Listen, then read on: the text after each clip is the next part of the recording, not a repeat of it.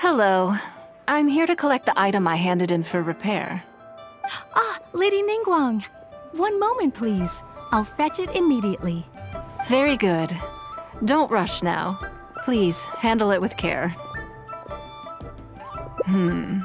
Yes and no. You probably imagine that Mingxing Jewelry deals exclusively in expensive luxury goods.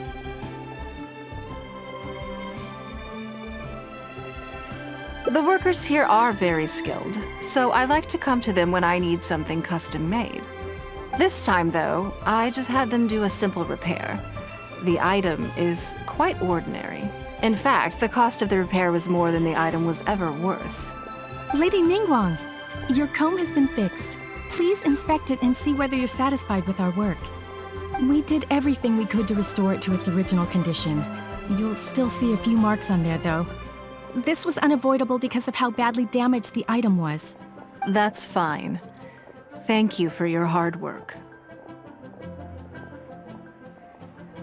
Yes, though it is something very precious to one of my informants. It reminds her of her mother. My informants often provide me with extremely important information. It's only fair that I endeavor to meet any requests they have in return. Trust is of far greater importance than profit in the relationship between me and my informants.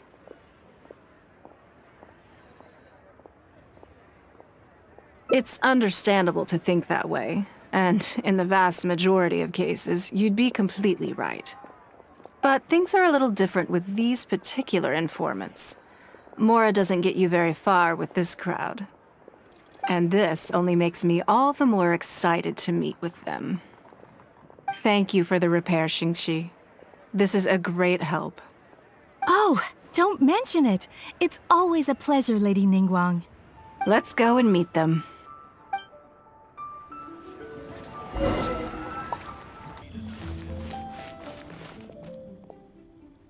Auntie Ningguang!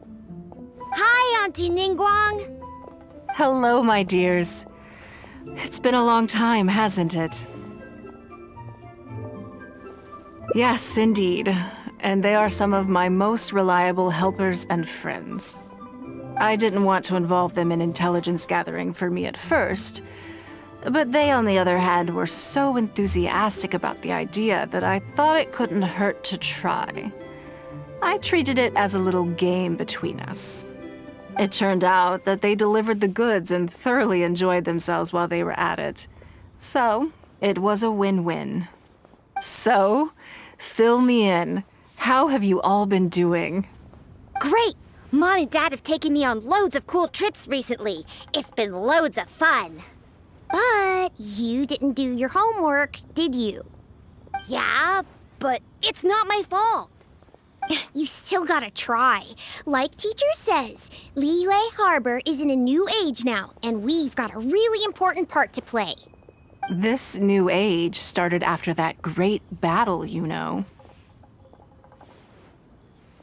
Well, this is a dramatic change, unique in all of the millennia of Liyue's history. Everyone is eager to do their part and make their mark in the age of humanity. What about you, Nan? You haven't said anything yet, and you're looking a little unhappy. I'm fine. Just don't know what to say. Oh yeah, I just remembered. A load of really big boats came into the harbor the day before yesterday. Yeah, that's right. All the merchants were there, and it was really noisy. And then the people on the boat started unloading all these crates. There was a salty kind of fishy smell in the air. Ugh. Oh, I see.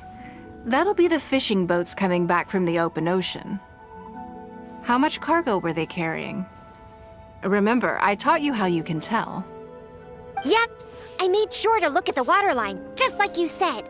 They looked really full this time. My goodness. Well, it sounds like they made quite a big catch. The heavier the boat, the lower the hull sits in the water. So you can tell how heavily loaded a vessel is from the height of the waterline. How deep a fully loaded vessel will sit in the water varies from ship to ship, but it's something you can tell from experience, at least for the kinds of vessels you see regularly. Since Auntie Ningguang taught me how to do it, I can tell with just one look. A few days ago, I heard some people saying that a big merchant from Fontaine is coming soon to buy luminescent spines. They said that when they get here, the price will go up a lot. Oh, really? Who did you hear this from? Do you remember what they looked like? No, I don't remember. All right, never mind. So, how about what they said? Do you remember their exact words?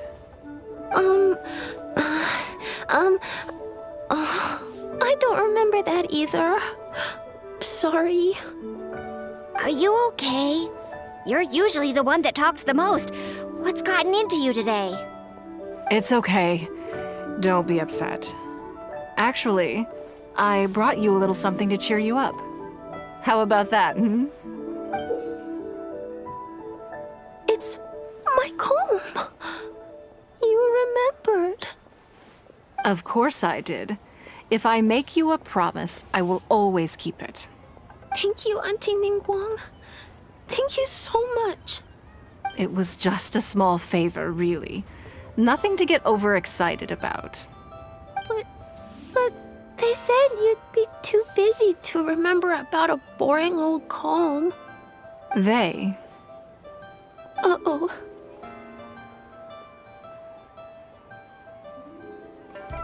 It's all right. Don't worry. There just seems to be some kind of misunderstanding here. Why don't you take this opportunity to clear it up? Don't you think that'd be best? Yeah, Auntie Ningguang's not gonna blame you. I'm sorry. I told you a lie. That thing about the luminescent spines wasn't something I heard. Two people came and told me to say it to you. I told them I didn't want to lie to Auntie Ningguang, but, they told me you'd forgotten all about the comb, and I didn't know how to argue with them. Then they bought me a new comb, and I'm sorry, I'll give them the comb back right away. No comb is better than the one you helped get fixed for me. I know how much it means to you. It was a gift from your mom before she left Liyue Harbor, wasn't it? Yeah, it was. I'll be extra careful with it from now on. When Mom gets back, she'll be so sad if she finds out I broke it. I must say, this is most intriguing. How about this? You tell me where those two people are, and I'll take the comb back to them for you. Sound good? Okay. They're over at the docks. They said I should go and meet them when I finished the mission. All right then. Don't worry, it'll all be fine. I'll be right back. Are you gonna go punish the bad guys? Now, this is a grown-up situation, okay? It's not fun and games anymore. And don't try and follow me. I'm just going to have a polite discussion with those two grown-ups about what they're allowed to do and what they're not allowed to do. Hand it out. How relaxing. Do you think that kid's gonna fluff her lines? Also, let's be honest, this is a new low for us. Yes, I know. But we didn't have any other options. Just try not to overthink it, okay? Nanan's one of Ningguang's most trusted informants. Ningguang adores that kid. She's not gonna get all suspicious just because her story doesn't quite add up. It sounds like you underestimated me. And the children as well. Lady Ningguang? You knew how important that comb was to Nan, and you exploited that fact to emotionally manipulate her. You coached a child to lie, made her betray her own innocence and confuse her conscience. Do you not realize how contemptible that is? Sorry, Lady Ningguang, we never should have crossed you like this. That's not the point. Business is business, and at some point we're all trying to get the better of one another. So if all you've done is fool me by feeding me false information, I'd make a loss, and that would be the end of it. But you cannot put Mora above all else. You cannot go exploiting children for profit. Do you have any idea just how much damage that will cause? It was hardly our first choice either. We were only acting out of necessity. We've been business partners for years now. We've gotten by, I guess, but never had any opportunities to expand. When we heard about the movement in the luminescent spine market, we thought to heck with it. Let's go all in on this one, see if we don't get lucky for once.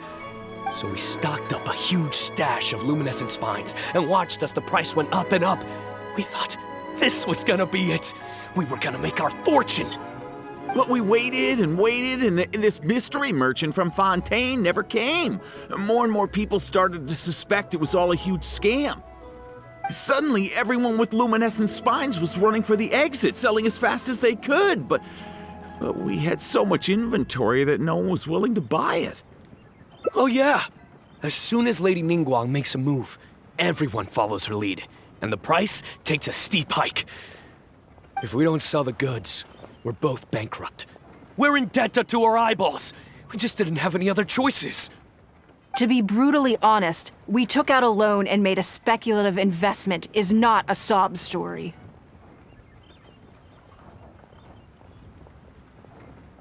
But not everyone has the capability to make rational decisions. Greed, a lust for wealth, and impatience can all cloud your judgment. Do you now realize how dire the consequences of wild speculation can be? 100%. We've both barely slept in days. We begged people to take our stock off our hands.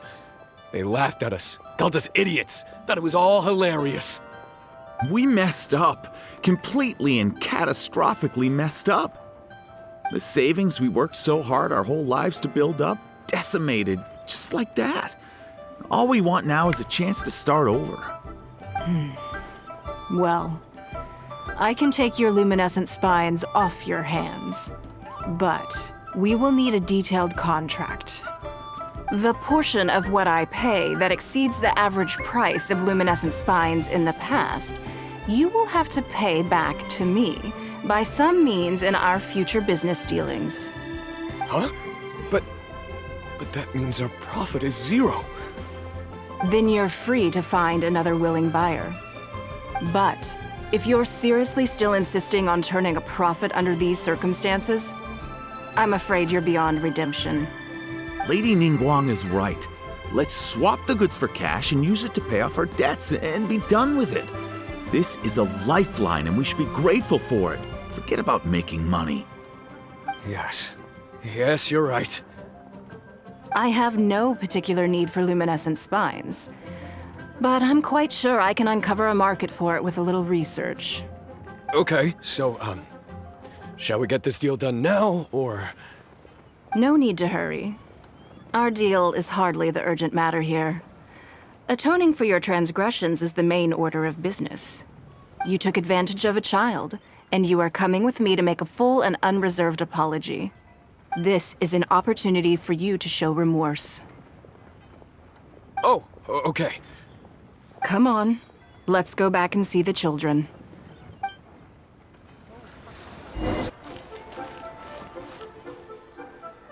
We're back. Everything's all sorted. Huh? Oh, it's those two. I'm sorry, Nan. I was lying to you when I told you that Lady Ningguang wouldn't fix your comb. I was completely in the wrong, and I promise I'll never do anything like this again. Can you find it in your heart to forgive me? What do you think, Auntie Ningguang? I think it should be your choice, and yours alone. Well, since it's all sorted out now and nothing super bad happened, I guess it's okay. But we can't just let them off. We gotta show them you don't mess with us. That's true. I'd certainly hate to see anyone else try to con you. I've made up my mind. I want them to come play with us. What? Yeah! Now we have someone to play hide and seek with. Great idea. Let's go play hide and seek at the North Wharf. Wait a second. Nope. No waiting. Come on! So full of energy. Yes, of course. I wouldn't feel comfortable leaving them alone with those two buffoons.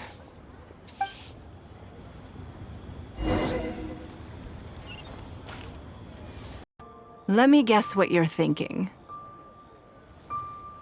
You're thinking that there's not a huge difference between me turning these children into my informants and the actions of those two businessmen.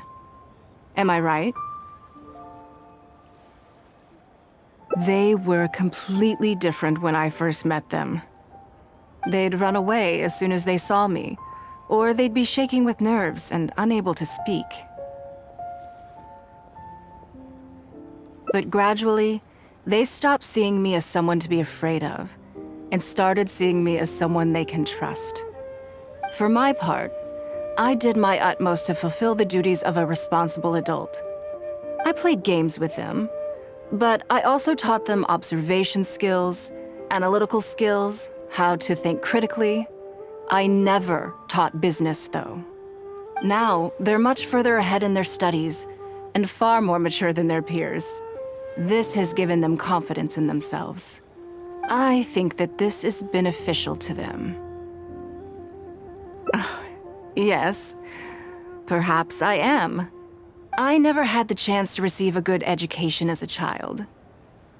That's why I hope to teach these children myself. Hopefully, I can pass on some of what I've learned. Someday they may realize that not everything is a win-win deal, that deception and one-upmanship are facts of life. But there's nothing wrong with that.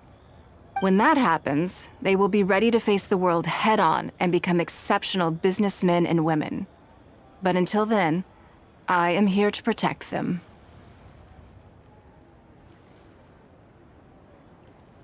I will one day die. New Qixing will replace the old, and Liyue will continue to prosper. I hope the name Ningguang will live on, but not as a person, as more of a symbol. If I can pass on everything I have learned, I can create a legacy that will live on long after I am gone. Come on, Auntie Ningguang! Hurry up! We're not gonna wait forever! Coming! Come on, let's enjoy this while we can.